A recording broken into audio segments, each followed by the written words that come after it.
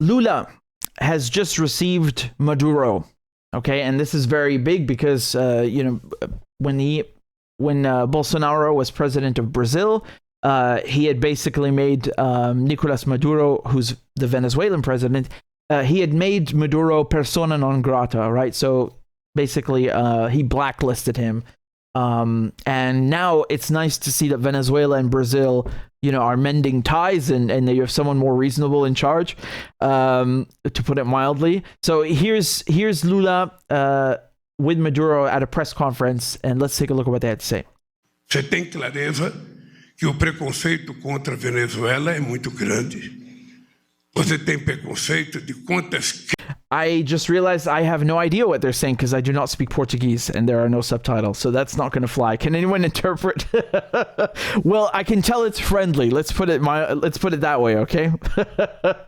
I mean, the fact he's in the country is like already good, right? So before he would have been, blackballed. So the thing is, I actually know what Lula said. I read the transcript. I just thought that they'd have captions here, subtitles. So basically, he talked about how bad U.S. sanctions.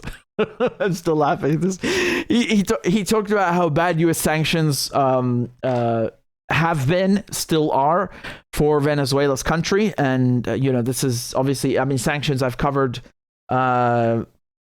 in depth, and I've been covering it for years now, basically. So yeah, sanctions are very, very bad. I've likened it to worse than dropping a bomb.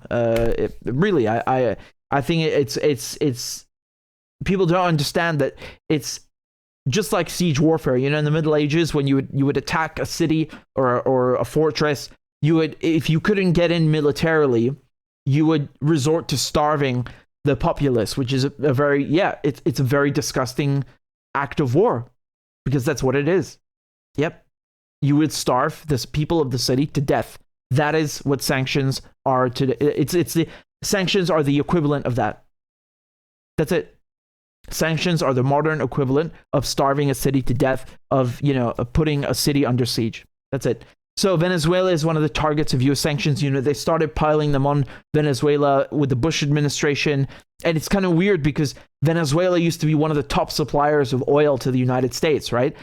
I think their fourth source of oil under Bush was Venezuela at the time. And so it becomes less and less and less as they sanction Venezuela more and more. And, Bush put sanctions on them, and then Obama put more sanctions, and then Trump even more sanctions, and then Biden comes in and just keeps them. He keeps all the sanctions because he likes starving people to death in Venezuela. Yes, that's what it is. I'm not sure if I've uploaded it yet, which it was on my television show. Basically, I spoke to the UN rapporteur for sanctions, okay? And she visited Venezuela. She went there and she went to Syria, and her job is literally to look at what sanctions do. And when I interviewed her, she said that the people who were in school didn't even have pencils. And I know it sounds like it sounds like such a classic example of, oh no, the poor children, they don't even have books to write on. No, it's like literally true. That's actually the case. They literally don't even have equipment at school. Yeah, so just a few years ago in the legislatives, they were saying that, oh, you can't consider this legitimate because people didn't turn out. The turnout was low. Yeah, you know why? Because people literally don't have fuel to put in their cars so they can go to vote. So obviously the turnout was low. Yes, well done. They didn't tell you that first part, right? The American media say, oh, Venezuelan turnout was low, the vote is illegitimate. Why was the turnout low, Karen? Tell us why. Why? Is it because people didn't want to vote, or because they didn't have fuel in the car? Okay. So you see how dirty they are in the media? That's how they work. This is our press in the West. This is what they do. So in any case, they put more and more sanctions on them. She told me about how scarce the food and water situation was. And, now that Lula is president next door, Venezuela and Brazil share a border with each other, right? So this is very, very good. Brazil is a BRICS economy. It's one of the emerging economies. it's very, very important to have Brazil as a trading partner, as an economic partner, and to have good diplomatic relations with Brazil if you are in Latin America, especially if you're in Latin America. And so, having good ties with your neighbor, this is great. Here, let me show you the clip. Here's the translated one, okay? Now you can get you get to hear from Lula. En todos los foros multilaterales, nosotros hemos llevado la propuesta de que como región se solicite al gobierno de los Estados Unidos de Norteamérica el levantamiento de todas las sanciones y de todas las medidas coercitivas unilaterales contra Venezuela. Right, see, that's what they call it. It's a unilateral coercive measure. In other words, it's bullying. That's what it is. Unilateral doesn't mean that everybody agreed to it, like universal. It means that it's one person deciding by themselves, meaning the United States. He should have added the illegal unilateral coercive measures, which is, the more accurate definition, because they're illegal. Obviously, I'm giving him crap. I'm being picky, is my point. Maduro describes sanctions perfectly. They're unilateral coercive measures. They're meant to bully and strong arm other countries by starving them. So I just wanted to add the fact that they're illegal under international law, because now suddenly people, they care about international law so much when it comes to Ukraine. What about Syria and Venezuela? What about all the countries that have been sanctioned? What about Iran? They also should have their rights respected and their territories respected and their right to self-determination respected. Why are they still under sanctions? That's also a form of warfare. Y contra los países que sufren en nuestra América ese tipo de sanciones. Culpa dele não, é culpa dos Estados Unidos, que fez bloqueio extremamente exagerado. Eu sempre acho que o bloqueio é pior do que... Thank you. That is literally what I have been saying for the past 10 minutes. Thank you. A guerra. Porque a guerra, normalmente, morre soldado que está em batalha. Mas o bloqueio mata criança, mata mulheres, mata pessoas que não têm nada a ver com a disputa ideológica que está em jogo. Então, eu sonho com a moeda diferente do dólar para que a gente possa negociar, com os nossos países fornecedores de produtos e os países que compram de nós. Me too. I don't know how to say it in Portuguese, but I dream of that as well. It's de-dollarization. This is a big topic, and people have talked about this for a long time. But now that BRICS is set to grow, and they're going to have this big summit in August. I don't know if that's going to happen. I doubt it. But at some point in the future, you'll have BRICS probably announcing a new currency, right? I showed you a few months ago. Brazil and Argentina are going to develop a new currency just for trade between themselves. So that's still very big thing. Perhaps not on the same scale as BRICS itself, but still, Argentina is a country that actually wants to join BRICS. Iran, Saudi Arabia. You got over 20 countries that want to join BRICS at the moment, and you can think of it as a rival to the G7. But I think when you say that, it kind of cheapens it or lessens it. The G7 is nothing. The G7, what do the G7 produce? They have no minerals. They produce literally nothing whatsoever. The real, powerhouses, economic powerhouses of the planet are these countries. They're Brazil, Russia, India, China, South Africa, and Iran and Saudi Arabia and so on. They actually have resources, minerals, production. Their currency is actually worth something. Whereas you look at the G7 and especially the United States, all they do is print currency. They just print money, print. That's a currency that's based on thin air, on nothing. It's worthless, right? And it's not only that it's worthless. We're not here sitting, your currency is so stupid. That's not the point. The point is they're using that currency to murder people. They're using the dollar against other countries because it's so common and it's the global reserve currency. That means that you can say, oh, well, I don't like you. I forbid you and anybody dealing with you to use the dollar, to use American banks, to have any currency.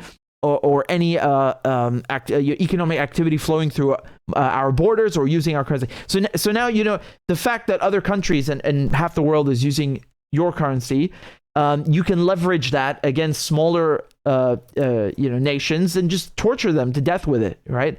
Because the United States, if they say, for example, Venezuela, you're under sanctions or under blockade, as they put it, that means that anybody who trades with Venezuela will also be punished. Okay, and that's how sanctions work. They basically isolate you by putting a label on you, and because people are afraid of upsetting Uncle Sam and not being able to buy and sell things using the dollar primarily, then they will just cease to trade entirely with whatever country it is, whether it's Venezuela or it's Syria or Iran and so on. And then those economies and countries get crushed and their people suffer and they starve and they can't have medicine and so on.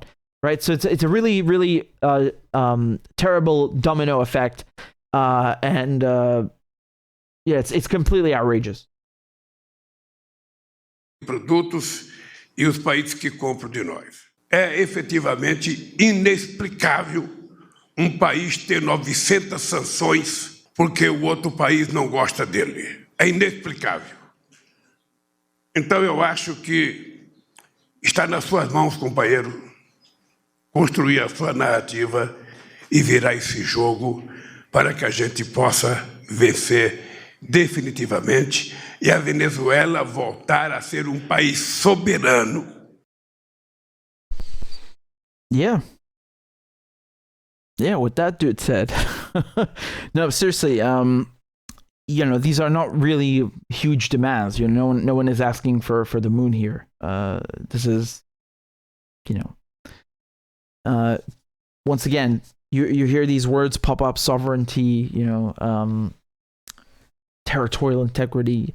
Okay, that's great, but what about Venezuela? Syria? Can they also have these things? Why are they being bullied like that? That's just it's so disproportionate.